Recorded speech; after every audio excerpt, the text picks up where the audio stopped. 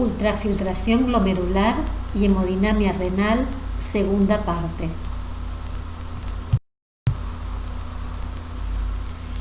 Los contenidos de esta parte de la clase son: diferenciar entre un capilar sistémico y uno glomerular, los factores determinantes del ultrafiltrado, la presión efectiva de ultrafiltración, volumen de filtrado glomerular y el flujo plasmático renal efectivo, regulación del volumen de filtrado glomerular y el flujo plasmático renal efectivo.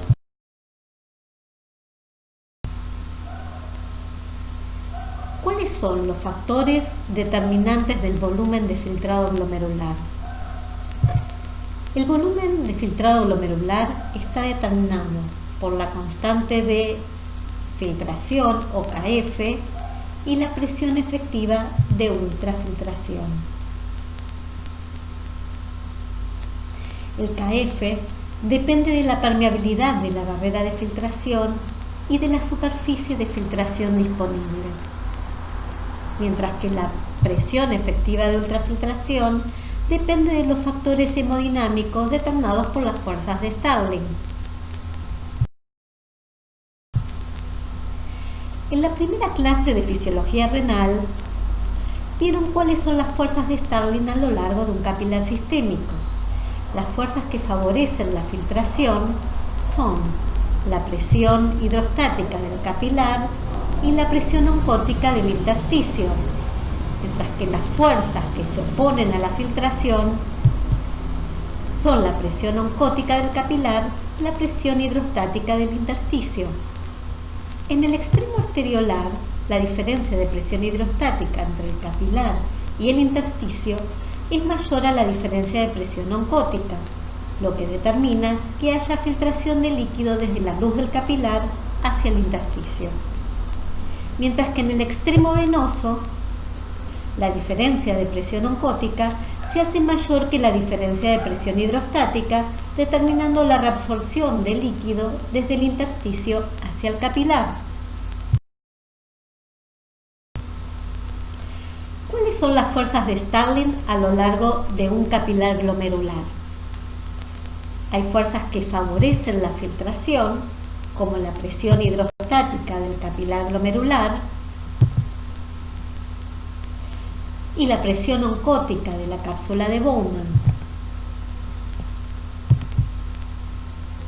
Y hay fuerzas que se oponen al filtrado glomerular, como la presión hidrostática de la cápsula de Bowman y la presión oncótica del capilar glomerular.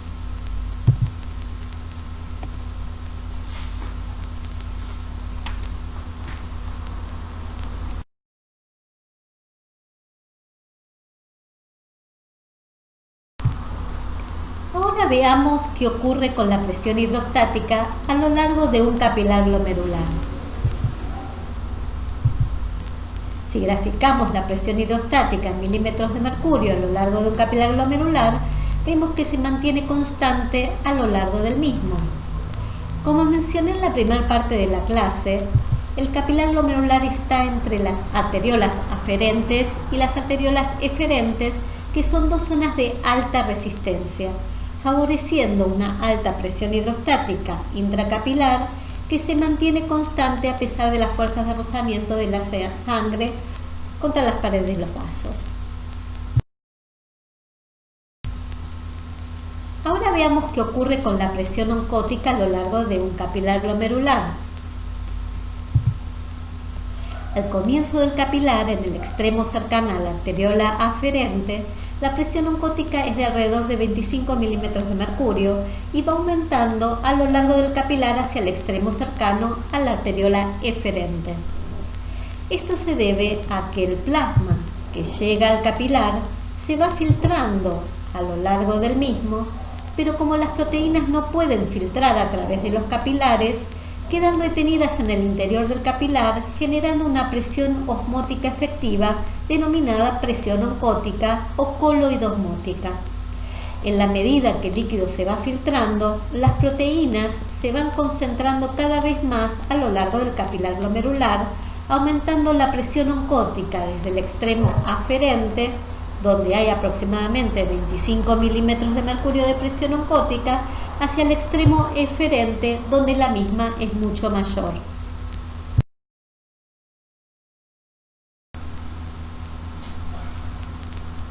Si graficamos las fuerzas de Stirling en la cápsula de Bowman, vemos que la presión hidrostática de la cápsula es mucho más baja que la presión hidrostática del capilar glomerular y se mantiene constante a lo largo del mismo. Esta diferencia de presión hidrostática, siendo mayor en el capilar que en la cápsula de Bowman, determina y favorece el filtrado a través del capilar. La presión oncótica de la cápsula de Bowman es despreciable y cercana a cero debido a que las proteínas no filtran.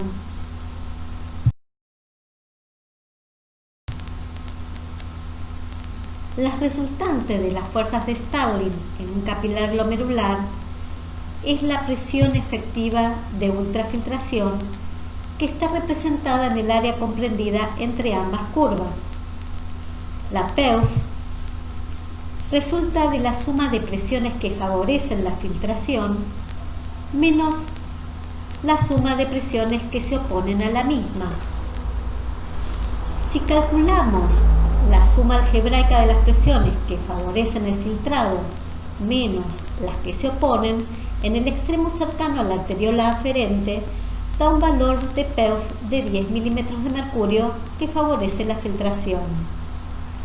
Entonces, en el capilar glomerular existe un gradiente de presión hidrostática que favorece y determina que haya filtración, y al que se le opone un gradiente de presión oncótica. Como el gradiente de presión hidrostática es siempre mayor al gradiente de presión oncótica a lo largo del capilar glomerular, siempre hay filtración. En el extremo eferente, las fuerzas pueden llegar a un equilibrio, donde la PEUF es igual a cero y ya no hay filtración.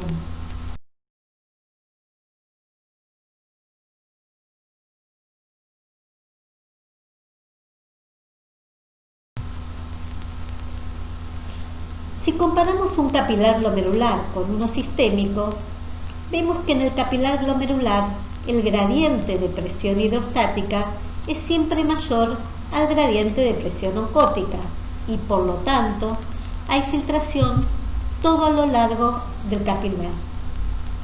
Mientras que en un capilar sistémico, en el extremo arterial hay filtración y en el extremo venoso hay reabsorción. La PEUF es similar en ambos capilares, mientras que el KF, o constante de filtración, es 100 veces mayor en los capilares glomerulares que en los sistémicos. Por lo tanto, la filtración glomerular es alta, es de alrededor de 180 litros por día, mientras que en los capilares sistémicos el volumen de filtrado en el extremo arterial es de alrededor de 20 litros por día y el volumen de reabsorción en el extremo venoso es de 17 litros por día. El resto del líquido filtrado hacia el intersticio pasa a la linfa directamente.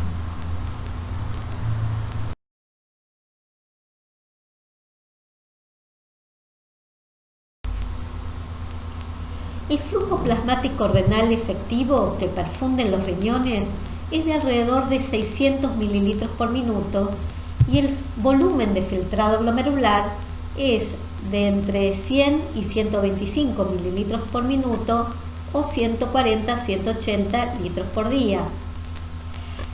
La fracción de filtración es la relación entre el volumen de filtrado glomerular y el flujo plasmático renal efectivo, que es igual a 0,2.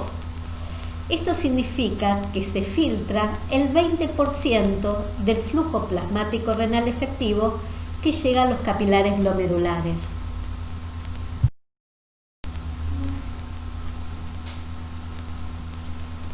Para que haya filtración, es necesario que el riñón tenga una correcta perfusión. Cambios en el flujo sanguíneo renal y por lo tanto en el flujo plasmático renal van a modificar el volumen de filtrado glomerular. En el gráfico se muestra cómo varía la presión oncótica a lo largo del capilar glomerular. La curva roja continua corresponde a valores normales. Ahora miren la fórmula de fracción de filtración. Si hay una disminución del flujo plasmático renal, o sea, el denominador de la fórmula, la fracción de plasma filtrado aumenta. Por lo tanto, se concentran más las proteínas y aumenta más rápido la presión oncótica, una fuerza que se opone a la filtración, desplazando así la curva de presión oncótica hacia la izquierda de la curva normal. Como resultado, disminuye el volumen de filtrado glomerular. En cambio, si aumenta el flujo plasmático renal, la fracción de filtración y la presión oncótica disminuyen. La curva de presión oncótica se desplazará entonces hacia la derecha, aumentando más lentamente que lo normal. Por lo tanto, esto llevará a aumentar el volumen de filtrado glomerular.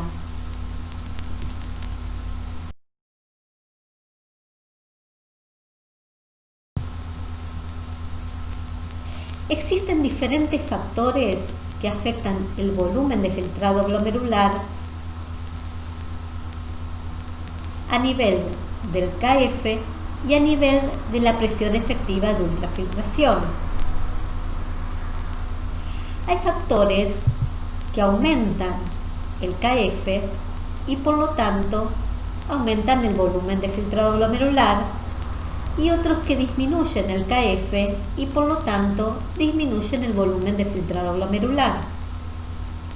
También la contracción de las células mesangiales, que sirven de soporte y sostén a los capilares glomerulares, reducirán el KF y su estiramiento aumentará el KF.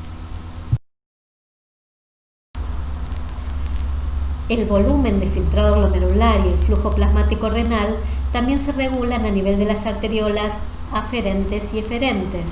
Los cambios de la resistencia de las arteriolas por diferentes factores renales y sistémicos regulan la presión hidrostática de los capilares glomerulares, el flujo sanguíneo renal y por lo tanto el volumen de filtrado glomerular. El gráfico representa curvas teóricas de variación de el flujo sanguíneo renal, el volumen de filtrado glomerular y la presión hidrostática en función de la resistencia relativa de las arteriolas aferentes. Ante una vasoconstricción aferente, o sea, a altas resistencias, el flujo plasmático renal disminuye, la presión hidrostática también disminuye y en consecuencia se reduce el volumen de filtrado glomerular. En cambio, ante una vasodilatación aferente, o sea, a resistencias bajas, el flujo plasmático renal, la presión hidrostática y el volumen de filtrado glomerular aumentarán en forma casi paralela.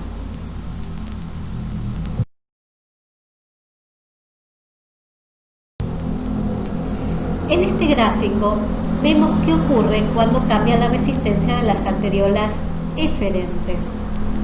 Ante una vasoconstricción eferente, el flujo plasmático renal disminuye en la medida que aumenta la resistencia del capilar. Esto lleva a un aumento de la presión hidrostática del capilar.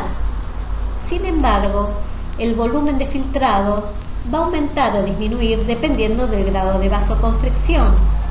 Si la vasoconstricción es moderada, el volumen de filtrado glomerular se va a mantener o aumentará.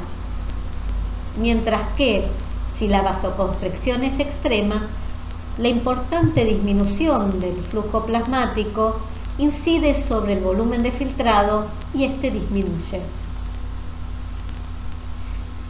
Por otro lado, ante una vasodilatación eferente, el flujo plasmático renal vemos que es alto, pero la presión hidrostática del capilar es baja. A baja resistencia eferente predomina el efecto de la presión hidrostática sobre el volumen de filtrado glomerular y este será bajo.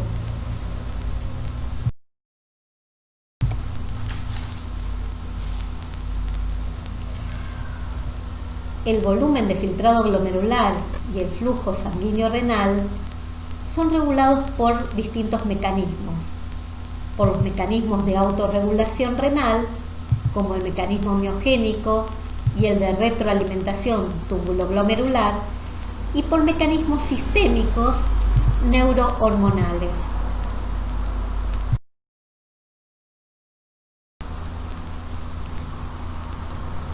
Los mecanismos de autorregulación renal son intrínsecos del riñón y pueden ocurrir incluso en un riñón aislado. En el primer gráfico se observa que en la medida que aumenta la presión arterial media, la resistencia de las arteriolas eferentes se modifican muy poco, mientras que la resistencia de las arteriolas aferentes aumenta notablemente. Como se ve en los gráficos de flujo sanguíneo renal y volumen de filtrado glomerular en función de la presión arterial media, los mecanismos de autorregulación renal permiten que el riñón pueda mantener el volumen de filtrado y el flujo sanguíneo renal relativamente constantes, con leves variaciones dentro de los valores normales, a pesar de que haya un aumento de la presión arterial media. Esto se da siempre y cuando la presión se encuentre dentro del rango de autorregulación, entre 80 y 160 milímetros de mercurio aproximadamente. A presión arterial inferior a 80 milímetros de mercurio no hay autorregulación. Los mecanismos de autorregulación no son 100% perfectos, pero impiden cambios potencialmente grandes del filtrado glomerular y de la excreción de agua y solutos que de otro modo se producirían ante cambios importantes de la presión arterial. Si volvemos al primer gráfico, vemos que es a nivel de las arteriolas aferentes donde actúan los mecanismos de autorregulación al aumentar su resistencia cuando sube la presión arterial.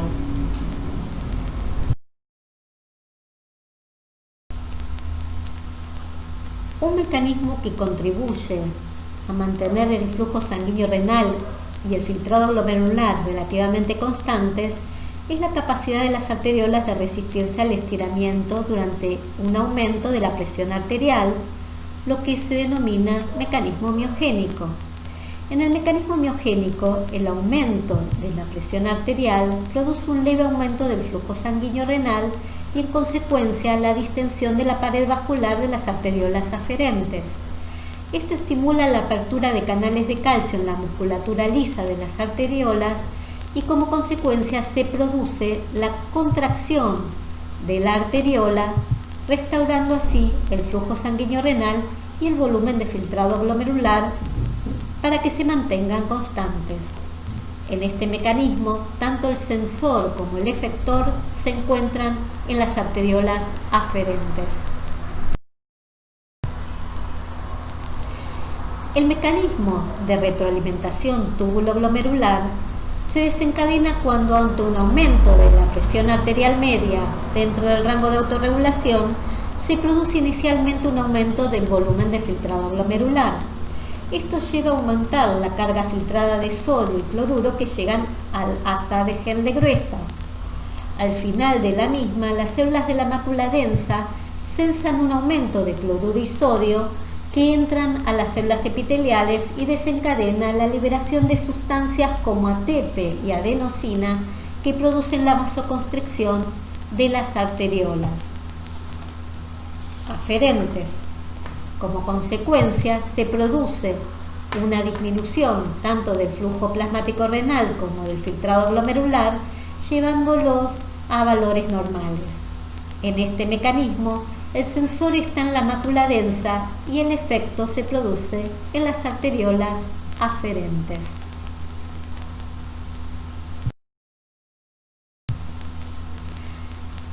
Además de los mecanismos de autorregulación, existen factores sistémicos neurohormonales que regulan el volumen de filtrado glomerular y el flujo sanguíneo renal.